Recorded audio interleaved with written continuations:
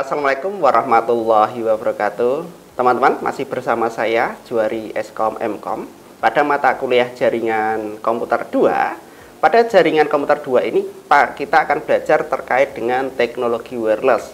Pada pertemuan sebelumnya kita juga sudah diskusi terkait dengan teknologi nirkabel, terkait dengan device-nya. Tapi nanti untuk kali ini kita akan belajar lebih jauh terkait dengan teknologi wireless, teman-teman. Apa sih definisi dari sebuah teknologi wireless itu? Jadi wireless itu biasa kita sebut dengan WLAN ya, Local Area Network. Adalah sebuah sistem jaringan komunikasi yang menghubungkan perangkat elektronik seperti komputer, smartphone, dan perangkat lainnya yang menghubungkan dengan sebuah perangkat pengguna kabel fisik seperti kabel Ethernet. Seperti itu ya teman-teman. Kemudian kita tidak lepas dari manfaat dan kelebihan dari teknologi wireless. Tentu wireless ini memiliki kelebihan dan kekurangannya masing-masing ya. Kalau kita menggunakan kabel itu kan kita membutuhkan sebuah koneksi yang katakanlah ribet, harus colok sana, harus colok sini. Tapi kalau wireless itu kan kita bisa mobile, kita bisa pergi kemana-mana tanpa harus sibuk mengkoneksikan kabel. Ada beberapa manfaat dari dan kelebihan teknologi wireless. Yang pertama adalah kemudahan akses. Memungkinkan akses mudah ke jaringan tanpa memerlukan sebuah kabel fisik ya, jelas ya teman-teman. Kalau untuk akses itu akan lebih mudah karena kita tidak membutuhkan kabel untuk terkoneksinya. Kemudian mobilitas, kita bisa pergi kemana-mana tanpa harus ribet dengan adanya kabel. Karena dengan wireless ini kita lebih mudah untuk mobilitas. Kemudian yang ketiga ada skalabilitas. Jaringan dapat dengan mudah diatur ulang atau diperluas tanpa memerlukan penarikan atau perubahan fisik pada kabel. Jelas ya, ketika kita ada sebuah jaringan yang sudah existing, tapi kita mau mengekspansi untuk lebih luas, kita tidak perlu menambahkan sebuah kabel. Kita hanya menambahkan device saja dan itu bisa langsung terkoneksi. Dan itu akan jauh lebih mudah ketika kita untuk mengembangkan sebuah jaringan wireless. Kemudian yang keempat, ini ada kenyamanan ya. Hati-hati kalau sudah nyaman tanpa ada kepastian. Pasti harus sudah nyaman ya. Kemudian tidak nyaman itu artinya tidak ada kabel fisik yang menghilangkan kebutuhan untuk menghubungkan secara fisik antara perangkat dan jaringan. Jadi lebih nyaman karena apa? Tidak ribet, tidak ada koneksi kabel sehingga lebih nyaman ketika kita mobilitas, ketika kita mau melakukan ekspansi yang lebih luas itu akan jauh lebih nyaman. Selanjutnya yang kelima, manfaat yang kelima adalah pengurangan biaya instalasi. Kenapa? Karena instalasi fisik dapat menjadi proses yang sangat rumit dan mahal. Karena kalau kita mau instalasi maksudnya harus menambahkan sebuah kabel fisik. Misalkan saya mau menambahkan router baru nih di satu titik. Tentu ketika kita menggunakan kabel harus menambahkan satu koneksi kabel ke router tersebut. Tetapi ketika kita menggunakan wireless, kita hanya konfigurasi device ini saja, router, tanpa kita harus menambahkan kabel. Dan ini akan jauh lebih mudah dan murah karena kita tidak perlu menambahkan biaya untuk memiliki kabel, ya kan? Kemudian jangkauannya sangat fleksibel, memungkinkan jangkauan yang luas dibandingkan dengan kabel fisik.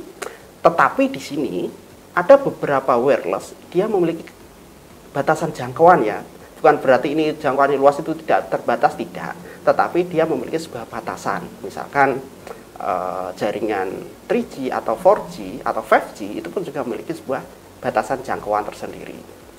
Atau misalkan kita punya router di rumah nih yang frekuensinya 2,4 sama frekuensi 5,8. Tentu ini jangkauan dan luas ring areanya berbeda antara 2,4 GHz dan 5,8 GHz. Dan kapasitas bandwidth yang bisa dilewati pun juga berbeda-beda. Kemudian kalau misalkan ditanya, bagus mana frekuensi 2,4 sama 5,8? Tergantung dari quality of service-nya. Tergantung bandwidth yang akan dilewatinya dan kebutuhan untuk apa. Ini akan menjadi sebuah pertimbangan. Kemudian, manfaat dan kelebihan teknologi wireless yang ketujuh adalah inovasi dan mobilitas IoT. Teknologi nirkabel mendukung perkembangan Internet of Things. Jelas ya untuk saat ini teman-teman bahwa IoT memiliki perkembangan yang sangat luar biasa, cepat sekali karena ini membutuhkan sebuah koneksi namanya wireless atau nirkabel. kan nanti kalau misalkan IoT ini ada sebuah perkembangan dikoneksikan dengan sebuah jaringan, lah kan lebih mudah karena dengan mobilitasnya tadi. Sekarang misalkan ada mobil otonomous, itu kan dia menggunakan sebuah jaringan wireless. Tetapi yang namanya wireless, yang namanya koneksi nirkabel, itu kan terentang terjadi beberapa gangguan tentunya ya. Seperti yang kita diskusikan sebelumnya bahwa frekuensi pada wireless nanti akan dipengaruhi oleh beberapa hal, termasuk kelembapan, termasuk interferensi, dan termasuk noise ya. Kemudian manfaat yang ke-8 adalah akses publik. Akses publik ini, teknologi nirkabel juga memungkinkan akses ke jaringan publik seperti hotspot WiFi di kafe, kemudian di bandara, hotel, dan tempat umum lainnya. Dan tentu kita, kalau kita bepergian di tempat publik, kita pasti yang dicari adalah akses untuk WiFi ya. Oke. Tapi hati-hati ketika kita menggunakan akses publik, hati-hati bahwa jaringan itu benar-benar aman dan secure untuk kita gunakan. Bagaimana untuk menjaga keamanannya? Pastikan bahwa kita tidak mengakses misalkan data pribadi kita, mobile banking, ataupun perbankan kita yang menggunakan akses jaringan publik. Kenapa? Karena tidak menutup kemungkinan di akses publik itu nanti kita bahasanya itu tidak aman ya. Kemudian setelah kita melihat dari manfaat dari teknologi nirkabel, kita juga ada namanya tantangan teknologi nirkabel ya. Banyak sekali tantangan yang harus kita hadapi teman-teman. Yang pertama adalah keamanan yang lebih rentan terhadap peretasan dan gangguan. Oleh karena itu penting untuk mengimplementasikan langkah-langkah keamanan yang tepat ketika menggunakan teknologi nirkabel. Jadi ada beberapa hal yang perlu kita perhatikan bagaimana kita untuk mengamankan sebuah data atau data pribadi kita ya pada kita koneksi nirkabel. Sebagai bentuk preventif atau menanggulangi, kita lebih baik hindari atau meminimalisir menggunakan wireless atau WiFi publik ya teman-teman ya. Jika dilihat tidak aman, direkomendasikan tidak menggunakan wireless public. Ada hal penting dalam sebuah jaringan wireless, ada namanya komponen. Ini ada komponen wireless ya, ada beberapa komponen yang bisa mendukung untuk jaringan wireless. Yang pertama tentu ada namanya access point. Kenapa access point? Karena access point ini dia menghubungkan perangkat nirkabel ke jaringan kabel atau internet. Jadi kalau ada access point, kemudian kalau bahasanya itu disebarkan WiFi-nya seperti itu, baru kita bisa mengakses menggunakan smartphone kita, bisa menggunakan laptop kita ya, maupun tab kita ataupun device yang lain yang menggunakan wireless. Kemudian yang kedua ada namanya router ya. Router ini dia mengarahkan lalu lintas data antar jaringan. Kenapa antar jaringan? Seperti yang pernah kita diskusikan bahwa router ini dia berfungsi untuk menghubungkan antar network, antar jaringan. Misalkan dalam sebuah infrastruktur, jaringan itu memiliki 3 network misalkan. Ada network 1, network 2, network 3. Agar mereka bisa berkomunikasi, maka dibutuhkan namanya router untuk bisa saling berkomunikasi antar network. Yang ketiga ada namanya Network Interface Card, NIC ya teman-teman ya. Adalah kartu antarmuka yang memungkinkan perangkat nirkabel untuk berkomunikasi dengan jaringan nirkabel. Jadi fisiknya ya, itu fisiknya harus ada cardnya. Kalau tidak ada cardnya, bagaimana akan terhubung ya? Tentu harus ada fisiknya. Kemudian ada namanya antena. Antena digunakan untuk mentransmisikan dan menerima sinyal radio atau gelombang elektromagnetik dalam jaringan nirkabel. Antena ya, biasanya kalau kita punya router di rumah itu kan antenanya ada 2, ada 3, ada 4. Kalau misalkan ditanya, bagus mana antena yang 2 sama antena yang 4?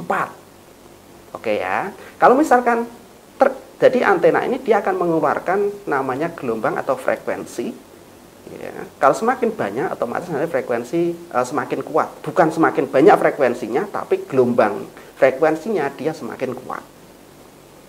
Maka kalau kita lihat beberapa merek di pasaran, itu kan banyak antena tuh. Ada yang antena 2, antena 3, ya. Dan jangkauannya juga berbeda.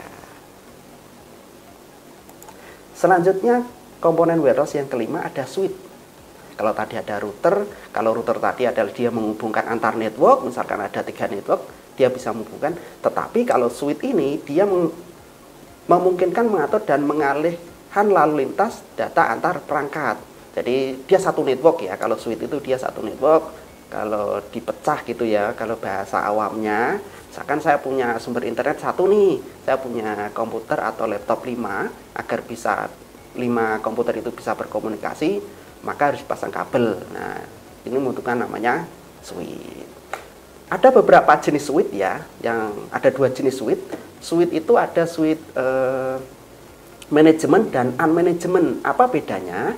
Kalau switch manajemen itu dia harus di manajemen sebelum digunakan. Tapi ada namanya switch unmanajemen. Kalau unmanajemen berarti kan tanpa manajemen, tinggal dicolokkan itu langsung bisa digunakan. Apa yang bedakan? Yang bedakan jelas harganya ya, harganya. Kalau harga yang plug and play unmanajemen itu lebih murah. Terus kemudian switch itu ada, kalau kita beli di pasaran, ada yang tulisannya 10/100/1000 Mbps gitu ya. Nah, itu nanti ada beberapa jenisnya. Berarti kalau ada /1000 Mbps, berarti namanya adalah switch gigabyte. Harganya juga beda dengan yang hanya /100, nanti juga berbeda. Kemudian yang keenam ada namanya security protocol. Dia berbagi protokol keamanan seperti WEP dan WPA maupun WPA2. Ini yang security protokol yang sering kita jumpai. Secara umum vendor sudah melengkapi ini ya. Secara umum semua vendor yang ada di pasaran di sekitar kita sudah melengkapi dengan security protokol ini cukup bagus, dan disarankan nanti menggunakan WPA2 minimal ya, dan terenskripsi tentunya. Kemudian yang ketujuh ada manajemen software. Jaringan nirkabel secara keseluruhan dapat dikelola melalui perangkat lunak manajemen khusus. Ya, manajemen khusus. Kemudian yang kedelapan ada namanya Power over Ethernet PoE, atau kita sebutnya dengan PoE ya. Teknologi yang memungkinkan daya listrik untuk diberikan kepada perangkat seperti access point melalui kabel Ethernet. Jadi kalau PoE ini biasanya untuk perangkat access point yang outdoor, yang ada di luar itu powernya dia ngikut satu kabel Ethernet atau kabel UTP, teman-teman mengatakan ya. Kemarin sudah kita diskusikan bahwa banyak jenis kabel Ethernet yang bisa digunakan, mulai dari UTP, STP maupun yang lainnya. Tapi kalau Ethernet ini berarti dia powernya itu dia ikut dalam satu kabel dalam Ethernet itu sendiri. Kemudian komponen jaringan wireless yang saat ini terus berkembang adalah cloud controller. Tapi ini sifatnya opsional. Dalam lingkungan yang lebih besar atau terdistribusi, penggunaan cloud controller dapat memungkinkan manajemen pusat untuk beberapa access point yang tersebar di berbagai lokasi ya. Ada beberapa vendor, misalkan Mikrotik atau Cisco, sudah menggunakan ini ya, cloud controller ya teman-teman ya. Misalkan saya bisa remote jaringan saya nih yang ada di luar jaringan, misalkan saat ini saya berada di kampus misalkan, saya bisa remote, saya bisa mengetahui, bisa mengontrol router saya yang ada di rumah dengan syarat saya harus terkoneksi dengan internet.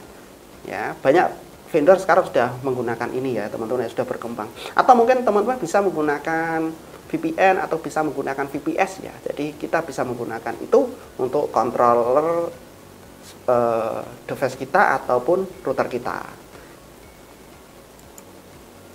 Ada beberapa topologi ya, kalau kita tadi sudah mulai dari manfaat, kemudian juga tantangan, ini kita melihat namanya topologi. Topologi kalau kemarin sebelumnya kita sudah diskusi terkait dengan topologi jaringan itu kan ada apa ya, ada mesh, ada star, ada tree, dan hybrid ya teman-teman ya. Kemudian kalau di topologi wireless, ini ada beberapa yang sering kita jumpai, yang sering kita temukan untuk penerapan di lapangan.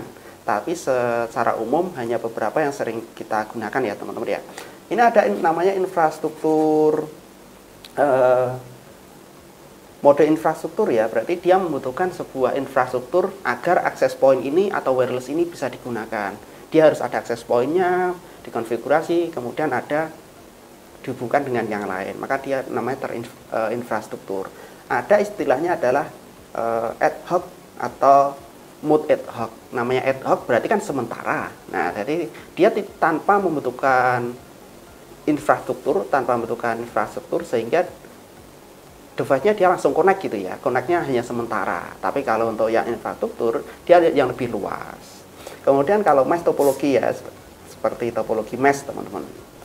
Kemudian di sini ada topologi point to point.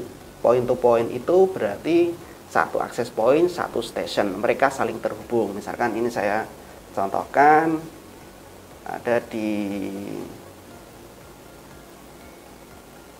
sini. Oke, di sini ada saya punya router nih, punya router 1, di sini ada router 2 ya.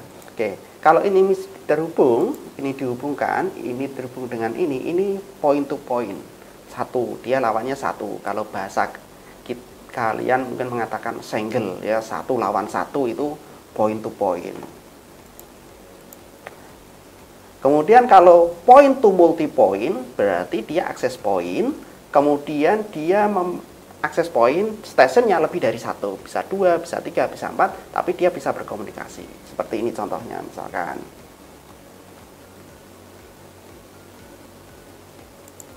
Kalau ini kan tadi point to point. Point to point berarti 1 lawan 1. Karena tadi adalah topologinya point to multi point, maka ini saya tambahkan 1 lagi. Oke. Ini yang sini ini adalah sebagai AP-nya, access point-nya, di sini sebagai station. Kalau misalkan lebih dari 2 bagaimana? Ya enggak apa-apa, tinggal ditambahkan aja di sini. Apakah namanya juga berbeda? Namanya tetap sama, yaitu point to multi point. Karena di sini lebih dari 1 access point atau lebih dari 1 station. Di sini ada access point, di sini ada 3 station, maka ini disebut dengan point to multi point. Kalau 1 tadi, kalau 1 lawan 1, dia adalah point to point, 1 lawan 1, tapi kalau 1 lawan 3, 1 lawan 2, dan selebihnya adalah point to multi point. Kemudian di sini ada daisy chain atau rantai ya, dia melingkari ya teman-teman ya, lebih banyak lagi ya teman-teman. Kemudian ada namanya protokol jaringan wireless. Kalau tadi sudah mulai perkenalan komponen apa saja yang dibutuhkan, tapi selanjutnya kita akan berkenalan yang namanya protokol jaringan wireless. Kalau teman-teman masih ingat, protokol itu kalau dianalogikan gini.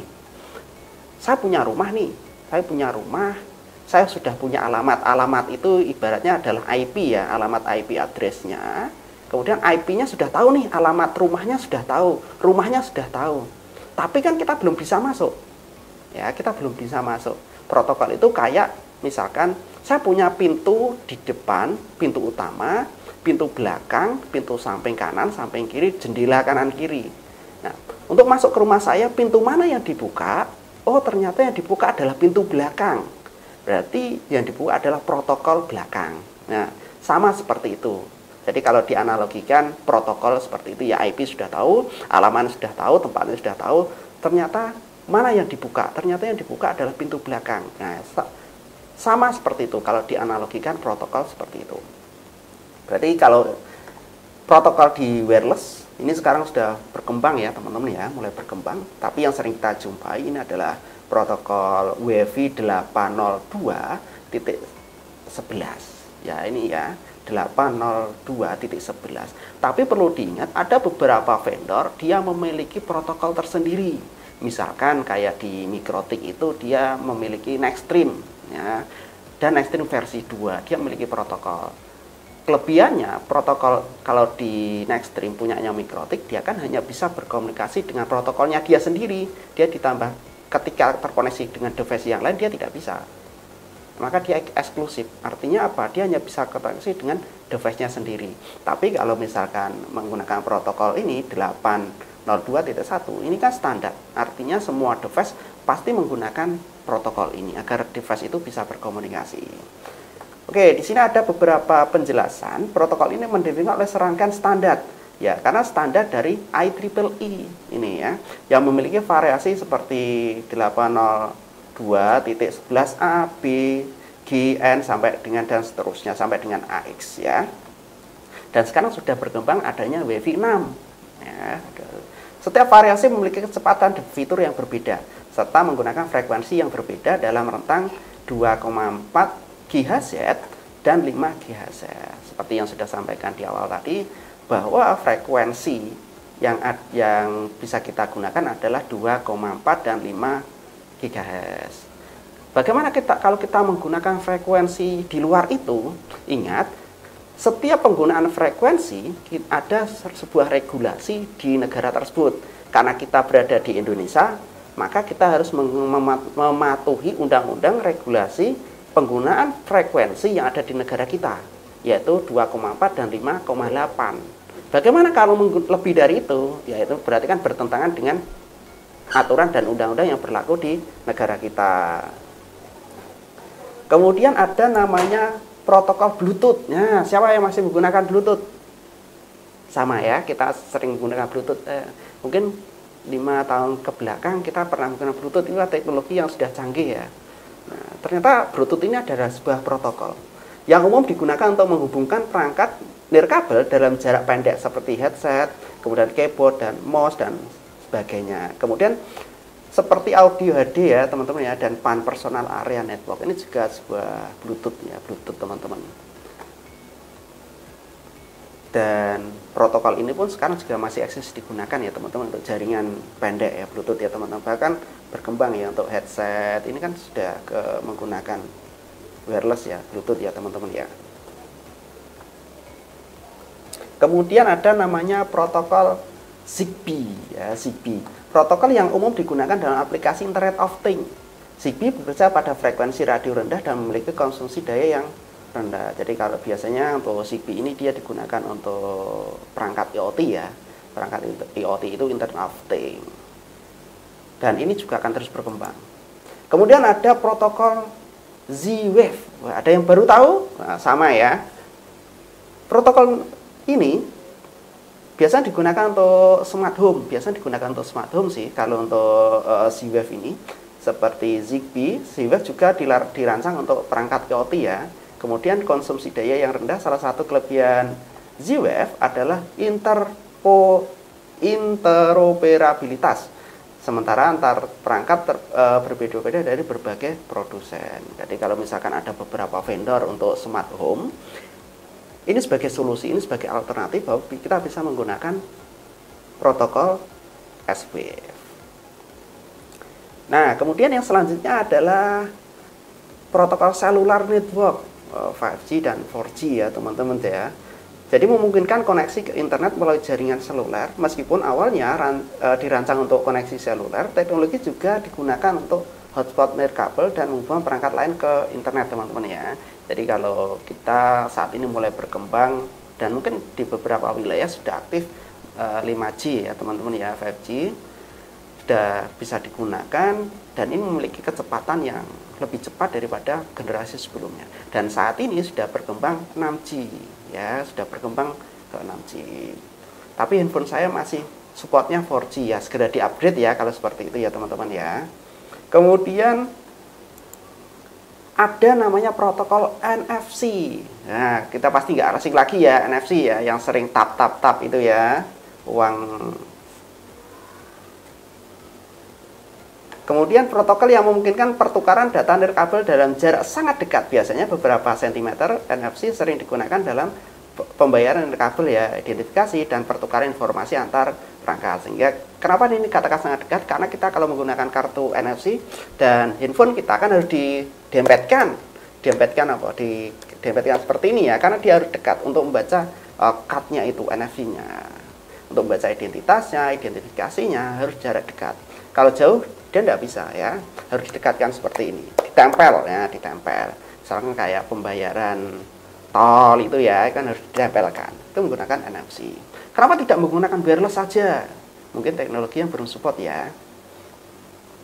Selanjutnya ada protokol LoRa, long ring ini. Protokol nirkabel yang dirancang untuk jarak jauh dan konsumsi daya yang rendah ini sering digunakan dalam aplikasi IoT yang memerlukan jangkauan jarak jauh seperti sensor lingkungan atau perangkat pertanian. Protokol LoRa ini saat ini mulai berkembang untuk digunakan beberapa perangkat, terutama perangkat IoT ya, IoT yang jaraknya cukup jauh sih, mungkin lebih digunakan untuk berbagai perangkat IoT. Misalkan saya pengen mantau kebun saya nih, misalkan saya orang kaya, saya punya kebun 10 hektar misalkan, saya pengen kontrol di kebun saya mulai dari kelembapan tanah, kelembapan udara, kemudian tingkat apa ya kalau di tanah itu pH-nya ya, kita bisa menggunakan perangkat IoT untuk kontrolnya. Tanpa menggunakan kabel, kita bisa menggunakan frekuensi gelombang radio LoRa ini, kita bisa menggunakan LoRa ini untuk media transmisinya. Ingat, setiap media transmisi yang menggunakan frekuensi radio ini rentang terhadap beberapa masalah, misalkan intervensi, kemudian kelembapan, kemudian juga noise yang ada di wilayah itu akan mempengaruhi kecepatan kecepatan transmisinya. Maka di sana ada data loss, ada berapa data yang bisa digunakan atau kita kenal dengan host quality of service-nya, itu berpengaruh. Kemudian ada namanya protokol NB-IoT. Ya, ini mungkin baru lagi ya teman-teman ya, tapi ini kita harus tahu bahwa protokol ini dioptimalkan untuk aplikasi IoT dengan kebutuhan konsumsi daya rendah dan jangkauan yang luas. Protokol ini menggunakan jaringan seluler existing dan cocok untuk perangkat IoT yang hanya memerlukan pembaruan data terbatas. Ya, jadi emang beberapa protokol ini dia dispesifikkan untuk device IoT ya, untuk perkembangan IoT yang sangat luar biasa, mulai dari smart home maupun perangkat yang lain yang bergerak. Kemudian ada hal yang perlu kita perhatikan lagi, yaitu penting untuk memilih protokol yang sesuai dengan kebutuhan spesifik jaringan maksudnya ya. Kemudian termasuk faktor seperti jangkauan, kecepatan, konsumsi daya, dan jenis perangkat yang terlibat dalam komunikasi tersebut. Untuk memilih sebuah device atau protokol ini akan menjadi pertimbangan. Misalkan saya ingin mengkomunikasikan jarak wireless, komunikasinya 1 kilo, 2 kilo, 10 kilo, atau 20 kilo. Tentu akan menjadi pertimbangan. Tentu hardware atau device yang digunakan kalau kita menggunakan jaraknya 1 kilo, tentu akan berbeda device yang kita gunakan ketika saya membutuhkan sebuah koneksi jauhnya 20 km. Tentu berbeda ya, tentu berbeda. Kemudian kecepatan juga akan mempengaruhi. Misalkan jaraknya sama-sama 20 km nih, tapi saya hanya membutuhkan kecepatan 10 MB. Tentu device-nya akan berbeda ketika saya membutuhkan kecepatan bandwidth-nya 100 MB, tentu akan berbeda. Kenapa harus menjadi sebuah pertimbangan? Ada hal yang penting lain, yaitu adalah konsumsi daya atau baterai. Ini akan menjadi pertimbangan juga. Kenapa? Karena semakin besar daya yang dibutuhkan, otomatis semakin besar pula suplai yang harus diberikan ya. Kemudian jenis perangkat yang terlibat, oke tadi ya, perangkat yang digunakan harus disesuaikan. Yang pertama adalah jaraknya, kapasitas bandwidth-nya, dan konsumsi baterai, konsumsi daya. Kalau kita mengatakan listriknya, nah listriknya itu AC atau DC. Nah itu akan menjadi pertimbangan juga. Bagaimana kalau misalkan butuhnya DC, sementara ini device-nya, alat kita ditempatkan di tengah hutan yang di sana tidak ada listrik. Nah tentu akan menjadi pertimbangan. Kenapa di sini dibutuhkan sebuah pertimbangan ketika kita ingin membangun sebuah infrastruktur menggunakan teknologi wireless. Tadi ada jaraknya, kemudian kapasitas kecepatan, bandwidth, kemudian ada daya itu listriknya ya, itu juga akan jadi pertimbangan. Kenapa harus pakai listrik ya? Harus pakai daya.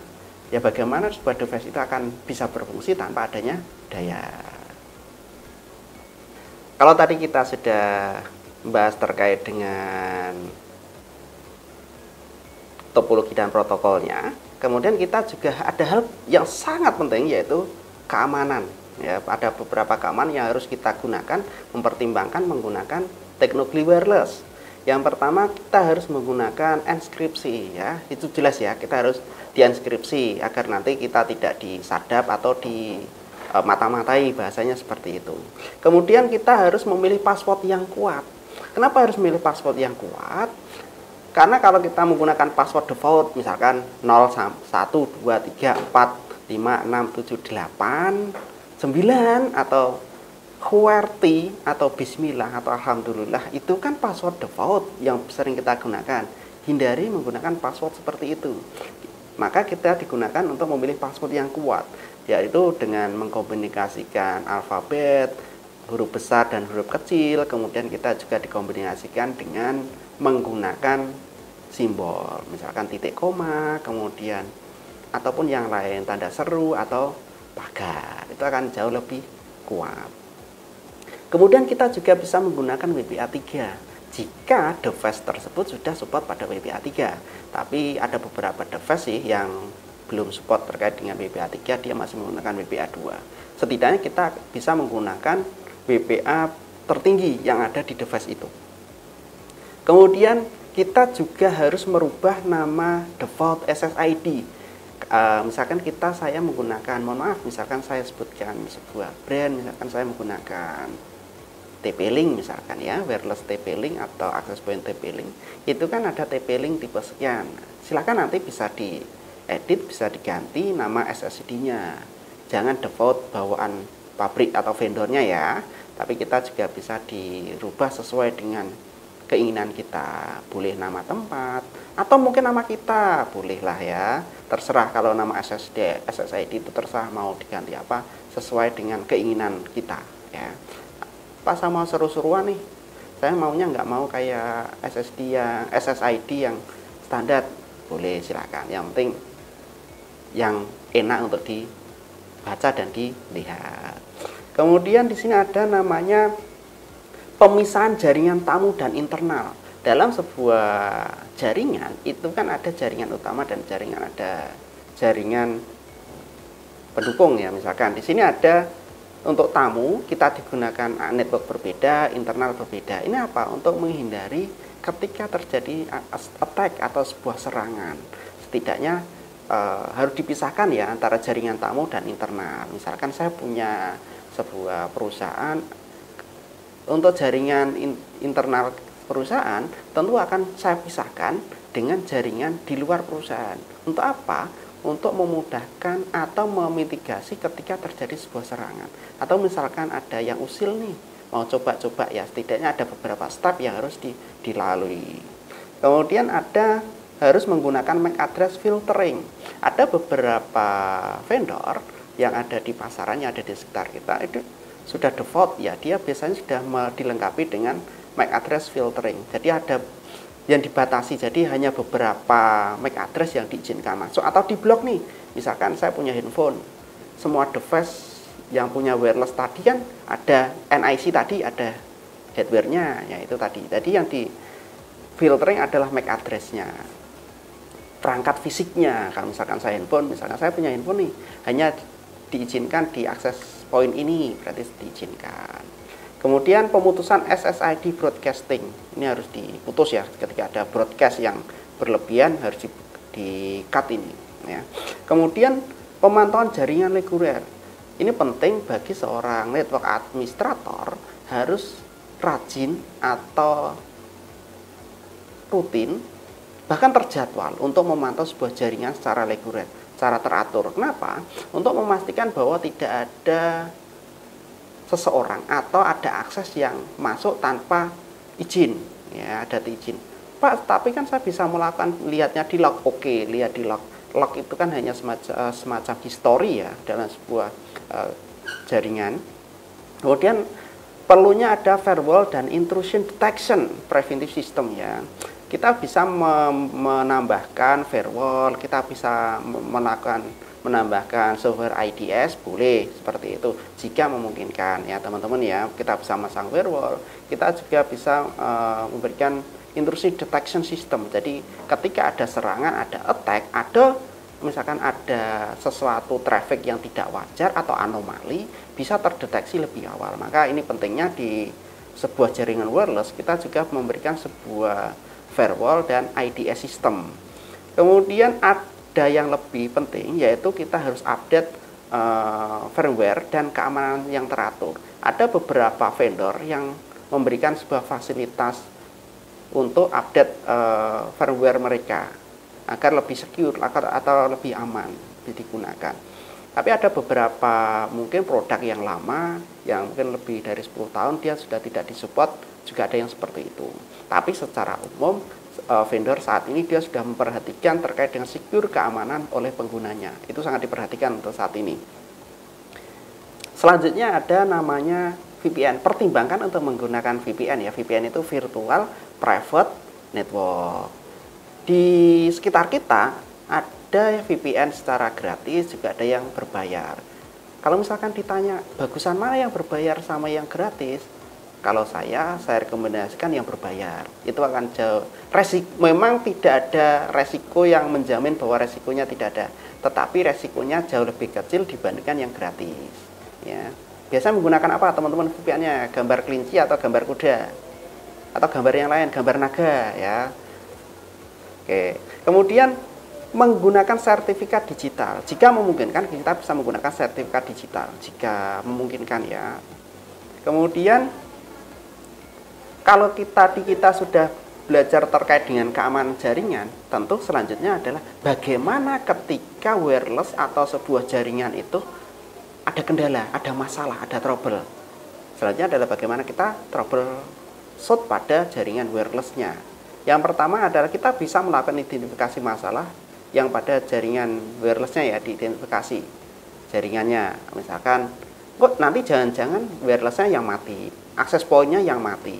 Nah itu akan jadi troubleshoot utama. Pastikan semuanya pada on ya. Kemudian penggunaan perangkat analisis jaringan. Pastikan bahwa perangkat dianalisa.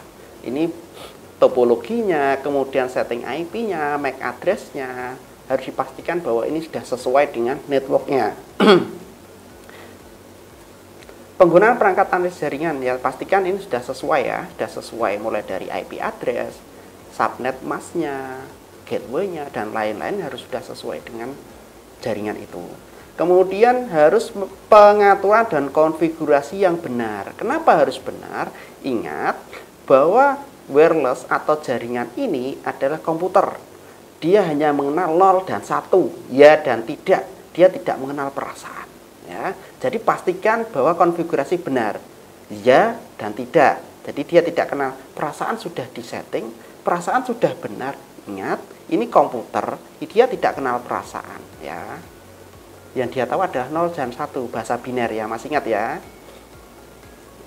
Oke, ini tadi beberapa subtopik dari wireless dan teknologi wireless ya. Tadi kita sudah belajar terkait dengan komponen, manfaat, tantangan, keamanan, dan bahkan kita sudah sedikit diskusi terkait dengan troubleshoot.